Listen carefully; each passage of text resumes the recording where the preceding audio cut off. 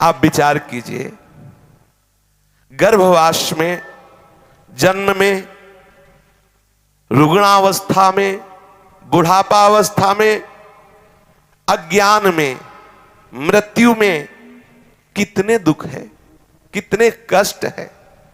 आप कभी विचार करते हैं कि ये मनुष्य जीवन दुखालयम भगवान ने कहा इस मृत्यु लोक को, तो तुम केवल भोगों को भोगते हुए सुख का अनुभव करना चाहते हो, कैसे आप इन महान दुखों से बचोगे। आप विचार कीजिए, मल के द्वारा ढके हुए गर्भ में अत्यंत सुकुमार शरीर से युक्त होकर जब हम थे, तो वहां बहुत छोटे छोटे कीड़े अंदर गर्भ में होते, छोटे छोटे कीड़े, वो उसको काटते हैं।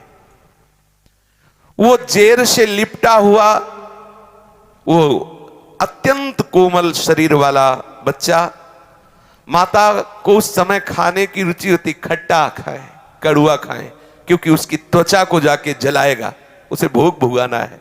उसको उसकी जिह्वा में मांग होने लगती, मैं खट्टा खाऊं, तीखा खाऊं, चरफरा खाऊं। गर्मा गर्म, तीखे, कड़वे, खट्टे इन पदार्थों के द्वारा उसके शरीर को भयंकर जलन होती है। हाथ पैर पूरी तरह वो फैला नहीं सकता, क्योंकि कुंडलाकार होता है, कुंडलाकार। ऐसे घृणित पदार्थों के बीच में कुंडलाकार छोटे छोटे कीड़ों से काटा जाता है, और खान पान की जो सामग्री विपरीत हुई उससे उसके त्वचा में बड़ी जलन होती है। श्वास भी ठीक से नहीं ले सकता। पूर्व जन्म के कर्मों का उस समय स्मरण करता है और पुकार उठता है, प्रभु एक बार मुझे अवसर दे दो, मां के गर्भ से निकलने का एक बार अवसर दे दो। भगवान उसे ज्ञान शक्ति उस समय देते हैं। वो विचार करता, अनेक जन्मों के कर्म उसे दिखाई देते हैं, कांप जाता है, प्रभु एक बार अवसर दे दो, मैं बस जन्म लेते ही आपका भजन करके इन समस्त कर्मों का नाश करके आपकी प्राप्ति करूंगा। भगवान की अहेतुकी कृपा होती है। मल मूत्र शुक्र रुधिर में लिपटा हुआ वो बच्चा प्राजापत्य नामक वायु से प्रेरित होता है। शूति नामक वायु उसे धक्का देती है और वो मुख नीचे किए हुए बड़ा कष्ट सहता हुआ माता के योनि द्वार से बाहर निकलता है, बड़ा कष्ट सहता हुआ। जन्मत मरत दुशाह दुख होई। आप कल्पना भी नहीं कर सकते कि कैसे कष्ट से जन्म होता है, कैसे कष्ट से हम गर्भ में रहे। ये माया की चाल है, ढक देती है, वो ज्ञान प्रकाशित नहीं हो पाता। जब ही जन्म होता है इतना भयानक कष्ट होता है कि मूर्छित हो जाता है कुछ क्षण के लिए। इसके बाद जब चेतना जागृत होती है तो बाहर की वायु स्पर्श करते हुए सारा ज्ञान मूर्छावस्था में ही चला गया जो भगवत प्रेरित हुआ था। फिर चेतना जब आई तो वो अपने जो कई जन्मों के संस्कारों को देखकर विकल हुआ था कि अब बस भजन ही करूंगा, भूल गया, एकदम भूल गया। कहां कहां कहां वो जो ज्ञान था, वो जो आनंद था, वो जो संकल्प था, वो कहां गया। जैसे कांटों से बिधा हुआ कोई कृमि तड़पता है, ऐसे वो घृणित पदार्थों के बीच में कृमि की तरह छटपटाता होता है। उसे उठाते हैं, बच्चा हुआ, आनंद मनाते हैं जगत में। उसको करवट बदलने की भी सामर्थ्य नहीं है अभी। अगर त्वचा में कोई जीव काट रहा है, कोई खुजलाहट हो रही, वो शक्तिहीन है, केवल रोता है, कुछ कर नहीं सकता। जब मां दुग्ध पान कराएगी तभी वो पा सकता है, नहीं भूख से व्याकुल होकर वो रोता है। कीड़े की तरह छटपटाता रहता है, कुछ ना बोल सकता है ना कुछ कह सकता है, केवल सहता है। आप कभी अनुभव किए कि हम कितना कष्ट भोग कर आए हैं। सामर्थ्यहीन वो बच्चा जो अपने दुखों का ना तो किसी से वर्णन कर सकता है ना अपने को बचा सकता है, वो दुख भोगते हुए थोड़ा बड़ा हुआ, तत्काल उसके ऊपर तीनों तापों का प्रभाव घेर लिया, आधिदैविक, आधि भौतिक, आध्यात्मिक। वो अज्ञान अंधकार से विमूढ़ हुआ, अंतःकरण मलिन, मैं कहां हूं, मैं कौन हूं, मेरा लक्ष्य क्या था, क्या है, कहां जाऊंगा, मेरा स्वरूप क्या है, सब भूल गया, सब भूल गया। मैं क्यों बंधा हुआ हूं, मैं ऐसे कष्ट क्यों भोग रहा हूं, इसका कारण क्या है, कौन सा उपाय है जो मुझे इस कष्ट से बचा सके, ऐसी कोई जिज्ञासा नहीं। बस वो पुनः दुखों की राशि में फंसने लगता है। मुझे क्या करना है, क्या करना चाहिए, ये ज्ञान अपहृत हो गया। क्या बोलना है, क्या नहीं बोलना चाहिए, ये ज्ञान अपहृत हो गया। क्या धर्म है, क्या अधर्म है, कौन से मार्ग का अवलंबन करना चाहिए, कौन से मार्ग का निषेध है, ये सब बातें भूल गया। क्या कार्य दोष युक्त है, क्या कार्य निर्दोष है, विवेक शक्ति खो गई। अनेक चिंताओं से ग्रस्त यौवन अवस्था को प्राप्त हुआ। मदांध, जो मन में आया वही कर रहे। शिश्न और उदर की परायणता, केवल जीव का स्वाद और जनेन्द्री का स्वाद, दो ही लक्ष्य रह गए। पशु सदृश मूढ़, वो फिर भूल गया कि वही कर्म कर रहे हो जिससे पुनः तुम्हारी दुर्गति होगी। अज्ञानवश नाना प्रकार के भोगों का अपने को स्वामी मानकर भोगता है।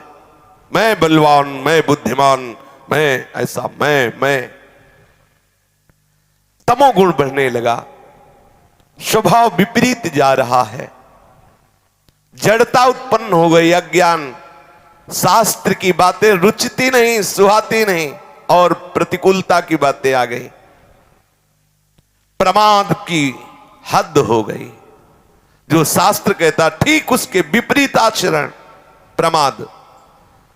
अब वो ऐसे कर्म आरंभ करता है जिससे उसको भोग मिले, भोग सामग्रियां मिले, वो चाहे शास्त्र विरुद्ध हो, चाहे हिंसात्मक हो, चाहे जितना निंदनीय कर्म हो।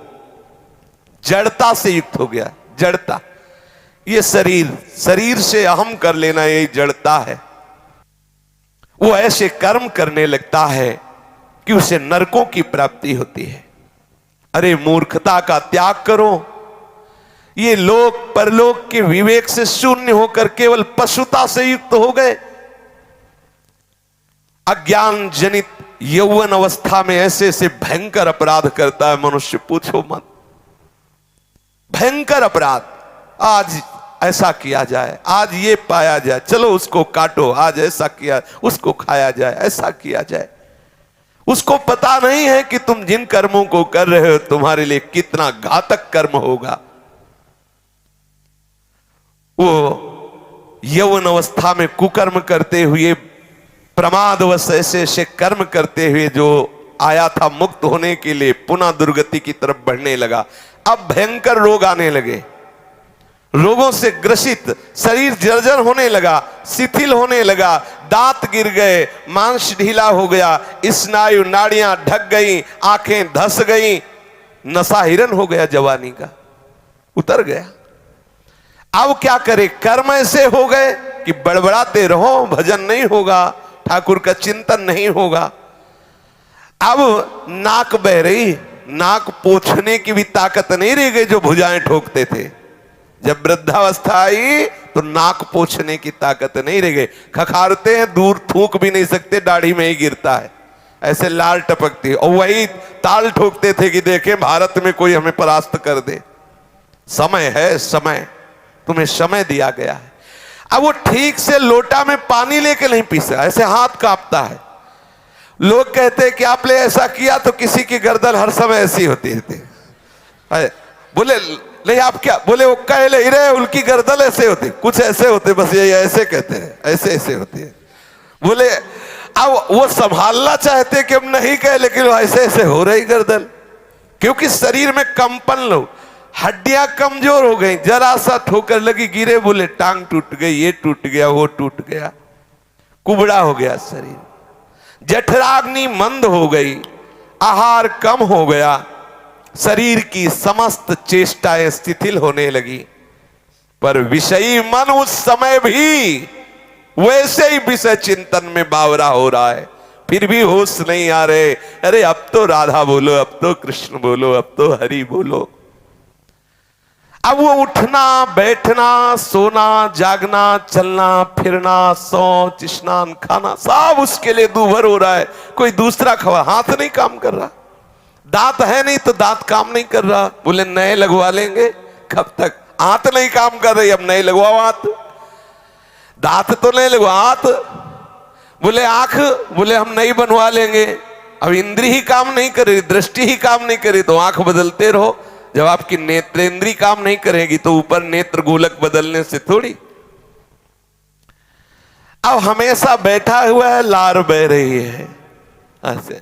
बोले बाबा, हाँ बाबा आंख खोले। अब उनको बहुत कान पे बोलो तब सुनाई देता है, क्योंकि भगवत चर्चा नहीं सुनी तो श्रवणेंद्रिय का अब हम सुनना बंद करते हैं।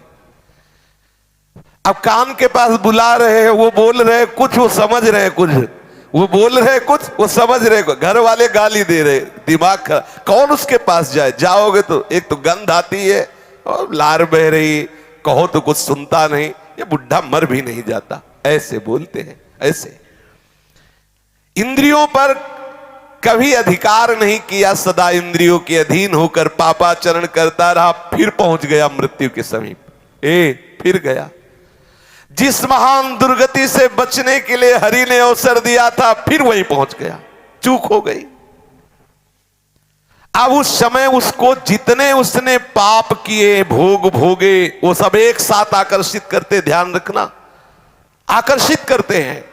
एक शब्द उच्चारण नहीं कर सकता, हृदय थर थर कांपने लगता है, श्वासों में कफ रुक जाता है, श्वासों में जाके अरे बहुत दुर्गति होती है, कफ रुक जाता है, ना तो नींद ले सकता है ना तो भूल सकता है।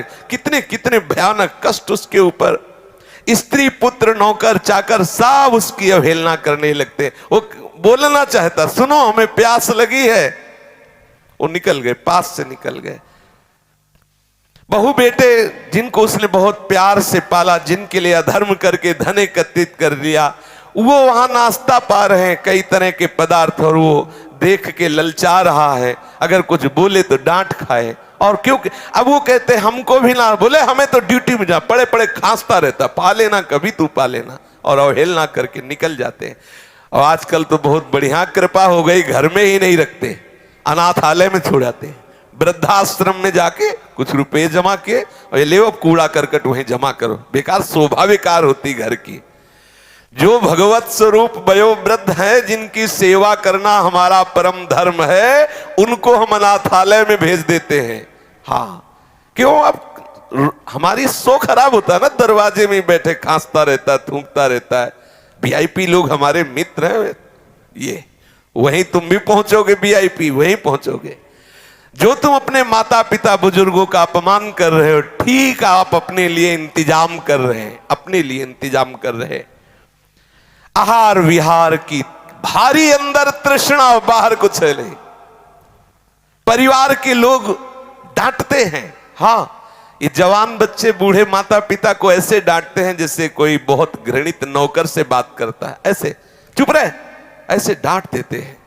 वो माता जिसने अपना वक्षा स्थल का दूध पिलाकर उसे बड़ा किया, जिसने उसे मल धोया, जिसने उसने अपने प्राणों की तरह पोषण किया, ठीक ऐसा जवाब देता है वही बालक जवान, उसका हृदय विदीर्ण हो जाता। मैंने तो आशा की थी ये कभी प्यार से और कभी पास बैठकर उनसे बात भी नहीं करता।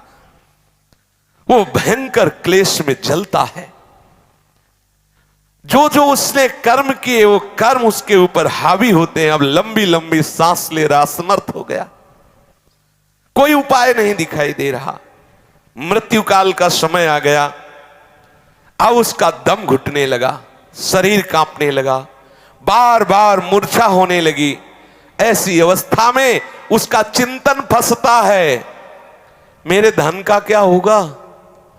ये सब वो भोगेंगे जिनके लिए मैंने सब कमाया, वही मुझे गाली दे रहे हैं। ये धन भोगेंगे, मेरा धन भोगेंगे। वो चिंतन कर रहा पड़े पड़े, मेरे पीछे ये मेरी स्त्री कैसे रहेगी? क्योंकि इसने जीवन भर हमें प्यार किया, अब वो भी वृद्ध है, इसकी पता नहीं बच्चे देख रेख करेंगे कि नहीं करेंगे। ये नौकर लोग पता नहीं हमारे परिवार का ख्याल करेंगे कि नहीं करेंगे। बड़ा बस यही चिंतन, एक ऐसे ही चिंतन किए मरे तो कुत्ता बने आकर के, और अपने दरवाजे में छोटे पिल्ला बने, जब पत्नी को देखते कू कू करके पत्नी लात मारती है वो, अब वो फिर उसकी तरफ तो लड़कों को बुलाती, ये दुष्ट डंडे मार को करके भागता, ना रोटी मिलती है, वो घर की तरफ भागता, क्योंकि उसको ये था मेरा ही घर है ना। दुर्दशा होनी, छिपकली बन के दीवार में रंगोगे, घर वाले निकाल के मार डालेंगे, मारो इसको छिपकली, सांप मारो इसको मारो, क्योंकि इसने भजन नहीं किया, अब आके घर में रहना चाहता है। ममता जनित चिंताओं से वो मरणासन मनुष्य व्याकुल हो जाता है। महाबलशाली भगवान यमराज के पार्षद जो भयंकर देह, केवल लघु शंका छूट जाती उनको देखने से, इतने भयंकर हैं यमदूत, ऐसे थोड़ी है, देखने से जब आके घुर्राते हैं तो लघु शंका छूट जाती है और घुरघुराहट शुरू हो जाती है। अब कभी भजन किया नहीं तो सर्व समर्थ श्री हरि प्रिया का याद नहीं आया, स्मरण नहीं आया, नहीं वो बचा लेते।